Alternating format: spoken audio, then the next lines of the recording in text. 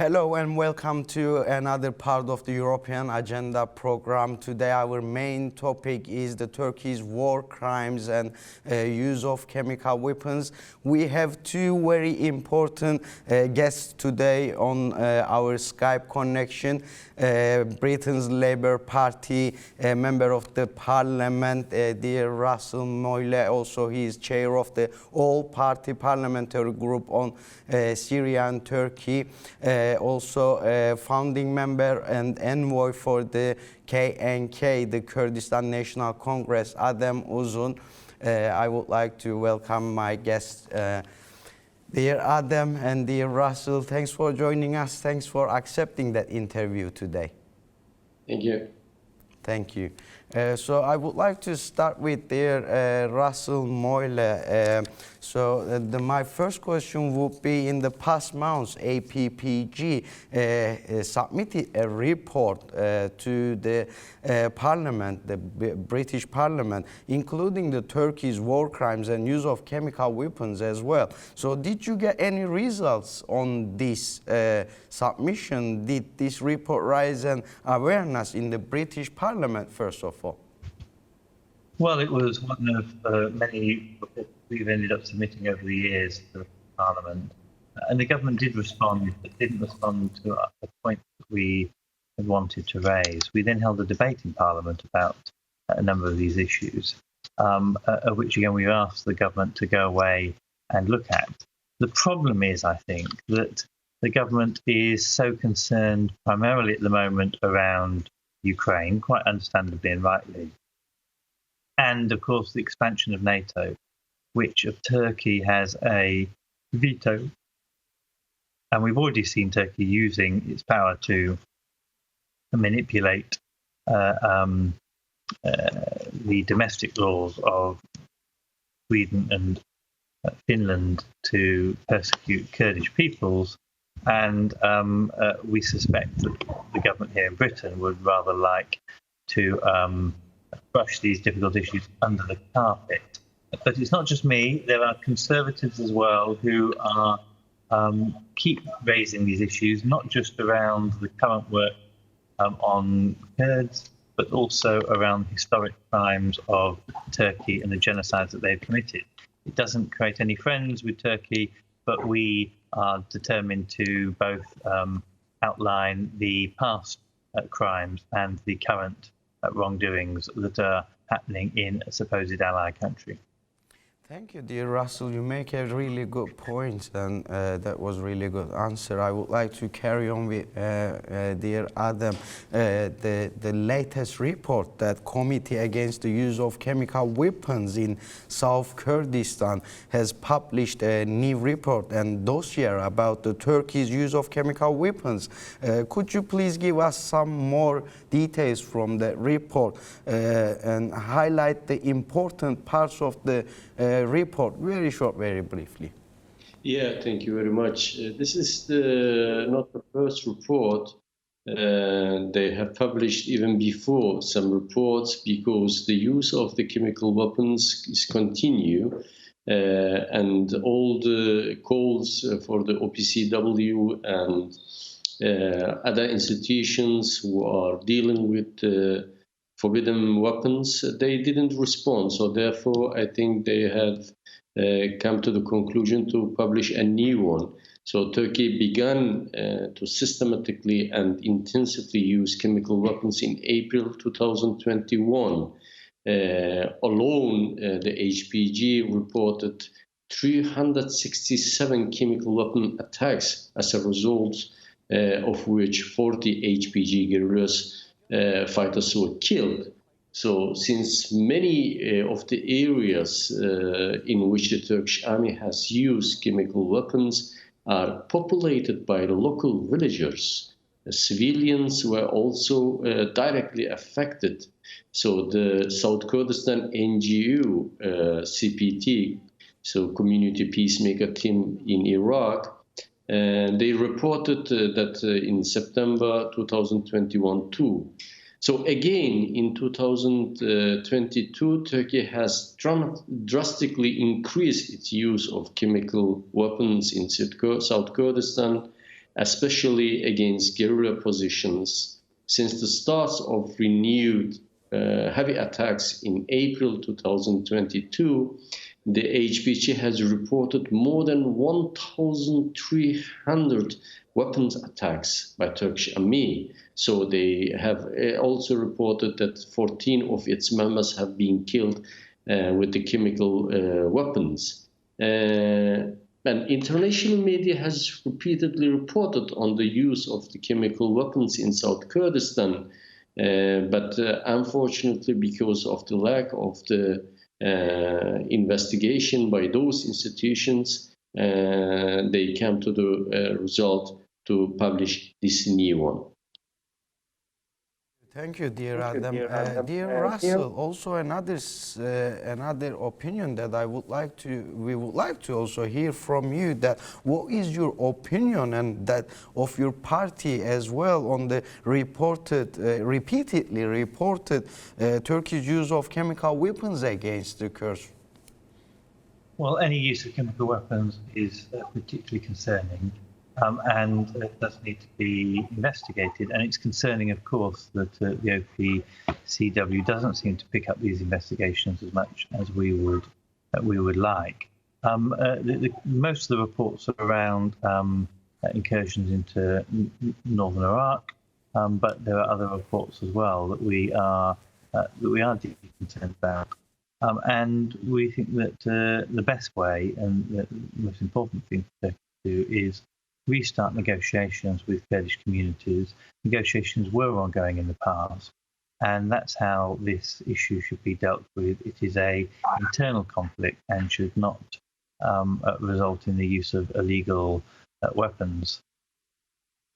Thank you, Russell. Would like to carry on with you again very shortly. If you can answer, how can these reports of its use of such as weapons be verified and proven? You also underlined the OPCW's silence as well. So what effective action can be taken to investigate and establish the facts? Well, this is always very difficult, but evidence that is used that was used in the Yemen, where we crowdfunded pieces of information using open source information, particularly from credible organisations that brought that together, enabled an established narrative that war crimes were being committed by Saudi Arabia. In the Yemen. The same could happen with the use of chemical weapons against the Kurds, and I think that's probably the process we need to go down. Thank you. Dear Adem, another significant issue is to also to be focused on is the NATO situation as well. The Turkey is seeking concessions from the NATO allies in return for its assent to Sweden and Finland's membership, and is even seeking to be rewarded for its role in supplying drone technologies to Ukraine, which is a very, very important issue. Surely no concessions should be made to Turkey until these chemical weapons allegations are cleared up. What is your view on that? Yes, it's not only because of the use of the chemical weapons. The help by NATO to Turkey is destabilizing the region at all. Is preventing any solution for the Kurdish question. If you look the international state system support for the regime's attacks on the Kurdish people is becoming permanent. So, like you said, most recently at the NATO summit, Madrid summit, when Sweden and Finland applied to join NATO, Erdogan blocked these countries' accession, demanding approval for his policies of massacre against the Kurds.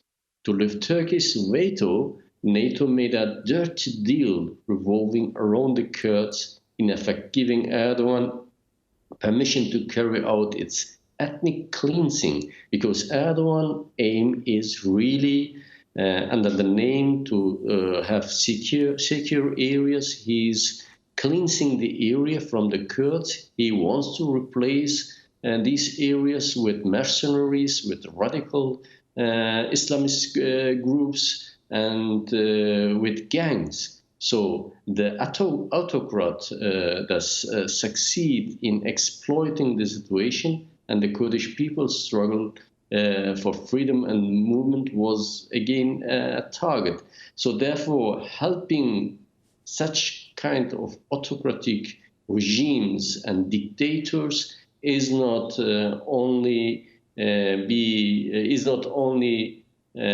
green light to use the chemical weapons, is also emboldening him to carry out his crimes against international law. Is giving him more ability for new ethnic cleansing and destabilize the whole area and continue with his war. That is so. Therefore, the silence and the giving approval to Turkey is unfortunately, NATO is do not seeking for a solution. NATO is do not seeking for an end of war. Doesn't matter where. So we can say that it's clearly the NATO is giving a green light, and EU and its commission is giving a green light for a Kurdish genocide. Dear Russell, would like to carry on with you. Another significant issue is the arms sales to Turkey. What are the implications are there for arms sales to Turkey, first of all? And nothing that the British government has lifted its sales ban, while Sweden recently indicated that it may resume arms sales to Turkey following its restrictions imposed in 2019 after Turkey invaded the northern Syria. How would you going to comment on the arms sales issue as well? That we are very concerned that arms have been resumed to northern to Turkey. When I first visited northern Syria, we pushed for a ban of arms sales, and that was successful. And that lasted a number of years because we were deeply concerned about Turkey's involvement in supporting Islamic militia and killing Kurds. Unfortunately, that has been lifted, and now it looks like Sweden and others will lift it as well. I hope that that is temporary, and I sit on the Arms Control Committee, and we will scrutinise Turkey particularly with some vigour to see whether the criteria has been applied properly. Thank you, Russell. Dear Adem, another question about the OPCW and its silence as well. Why do you think OPCW not acting against the use of banned weapons? Do you think it's because of the political reasons, while we can see officially that the Turkey's biggest arms trader is UK, is Britain basically, and Germany as well, and both countries are donating millions of euros to OPCW. So why do you think OPCW still didn't take any action about this? Yes, after the allegation were being made and a lot of guerrillas lost their life, and their relatives from those guerrillas sent letters, and Kurdish institutions have sent letters to all the states and all the institutions. They got even some answers from some states. They got an answer from Germany, which is saying, yes, we are aware about the allegations, but OPCW has not received any proof. Britain said the same, yes, we are aware about that, but OPCW will deal with it as soon as they have got these evidences. But in reality, they are not accepting the evidences which were being brought by some independent delegations from the area. They have rejected to take the report. They have rejected to take the evidences. They have rejected to take the pieces were being brought from the area. And they by themselves are not keen to create an fact-finding mission commission or an investigation team. go to the area and start the investigations. They are saying that any state has to ask for the use of the chemical weapons, but like you said, because of the donation of Turkey, because of the help from those countries, OPCW is still not moving. So, despite serious allegation, ample proof from videos, ongoing international protests, the request by the international community and institutions, OPCW is not acting. So that's isn't a double moral. That is a violation of their own charter. This is a violation of their own law. And that is a manipulation of the public opinion, because OPCW and those states, the representative from those states in OPCW, the representative, the commissions in the national parliaments, because they have in their national parliaments commissions who are dealing with the forbidden weapons, even there didn't move. So that means they're just manipulating and just violating their own charters, their own laws too. But that doesn't mean the public opinion is not aware about that, and the public opinion will push the OPCW or other institutions to move in the end. Thank you, dear Adem. Dear Russell, another related question actually with the OPCW and the donations that they get. The government of the United Kingdom and Great Britain and Northern Ireland announced a contribution of 500,000 to support the work of the organization of the prohibited of the chemical weapons, OPCW. That was on the officially announced on the government's page, as well as on the OPCW's web page on the 1st of July, which was last month. There is many other donations from Britain to OPCW on our records as well in the previous years too.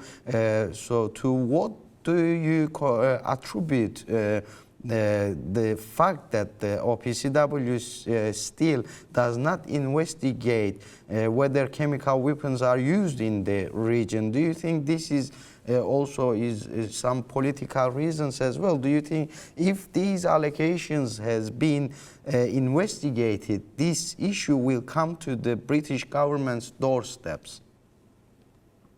No, I think the donation's got nothing to do with the failure of the OPCW.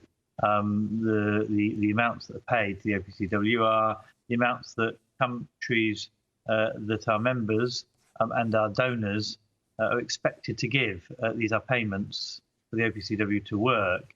They are not linked to any particular political agenda. I mean, I think it would be totally wrong to suggest that. What is right, however, is that the failure of the OPCW will be partly because of political issues, but that's because the OPCW is a political organisation, a membership-based organisation, where all the countries of the world who have signed up to the chemical weapons ban and convention will be members and will have influence on it. And at the moment, as we mentioned earlier, it is in the collective interest of Western countries and Turkey, of course, itself, to not really investigate these issues properly. And it is also, at the same time, the interest of Russia and Syria and the East not to investigate chemical weapons uses more broadly as well, because they have also been in violation. And so at the moment, it is, apart from the most egregious actions, there are many lowercase actions that do not get properly investigated, and that is part of a failure of the international system, not particularly, I don't think, a particular reason because Britain will have given it money or not. But I do think that there are some issues that we need to be calling out, and particularly the difficult situation that the Kurdish people have, which is that they are trapped between different power blocks. and always end up being the ones forgotten. And I think that's always a great shame of history that we must not allow to repeat itself. Thank you, Russell. We're going to carry on with dear Adem with the last part of our program. Dear Adem, the NATO issue is very important. Another question also for you as well. The nuclear weapons have been always a key part of the strategy of NATO, the American-led North Atlantic Treaty Organization, since it was created basically during the Cold War period as well. What do you think the purpose of the NATO and its nuclear arsenal is today? Very shortly, very briefly, please. Yeah, unfortunately, these arsenal are provoking the hegemonic states against each other, are provocating for new wars. We are now seeing in different parts of the world. And who is suffering from that? The ordinary people, the citizens are suffering from all these. Unfortunately, we have seen reports again from the Kurdish guerrillas and from the Kurds living in those areas who have been affected by the Turkish operation, that the NATO member Turkey is using these tactical atomic bombs. So the tactical atomic bombs means so they are forbidden. They are destroying everything. Maybe they are not using in those mass were being used in Nagasaki or Hiroshima, but they are using in more or less doses in Kurdistan. And even against these allegations, against these use, we have not seen any move from any NATO country. So that means I think NATO is complicit. NATO is supporting its members when it comes to violation of international law, when it comes to use of chemical weapons, when it comes to go ahead with their dirty wars. So therefore, I think they're helping to continue the war, unfortunately. Thank you, dear Adem. We're going to get back to you to get your message, dear Russell. Before we get your message, last question for you. The real solution must be to stop Turkey's war and bring about the peace, basically. So what can be done to achieve this very shortly? Well, we need to push for Turkey to reopen negotiations with Kurds internally and stop its paranoia about Kurds externally. That must use the NATO alliance as a leverage for that. At the moment, the power is on the other foot because Turkey has the power of accepting people or not. When Sweden and Finland are members, the focus needs to be back on Turkey to persuade them to start reopening those negotiations. It needs to support the opposition parties that need to come together in Turkey for the next sets of elections. And we need to be seeing the rise of the further Ottomanization of Turkey is a very dangerous thing. We see quite regularly now the leaders of Turkey, Russia, and Iran meeting and coordinating their foreign policy. And if we do not take action soon, what you will see is effectively like a cuckoo in the nest, with Turkey acting within the NATO alliance, but also at the same time in cohorts with Iran and Russia, and causing damage to not only the principles of the NATO alliance, which is human rights and democracy, which has already been caused damage by Turkey, but it will become impossible to continue any pretense that they are democratic or based on human rights. And that is the real problem. So we need to put the pressure back on there after the upper hand that Turkey has at the moment on NATO is released.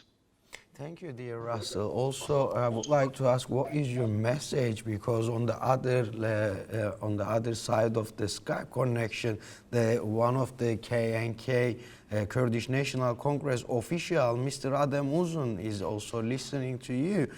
So what is your message to the Kurds in this particular topic, as still the chemical weapon attacks are on? So what would you like to tell to Mr. Adem? There are many very sympathetic members of the British Parliament and the House of Lords who are deeply concerned about what's happening. But at the same time, we know that geopolitics is lining up in the wrong way, and the Kurds are in danger of again being left behind. There are many of us who believe that it's unacceptable, and we are with you in solidarity. We must collect the evidence as much as we can and be able to present that in a fair and neutral way using third parties, not just our own media, and to ensure that we continue to raise a light with this. We will do that, and I'm sure that you will, keeping strong. I know you're going through a very difficult time, and our thoughts and prayers are with you.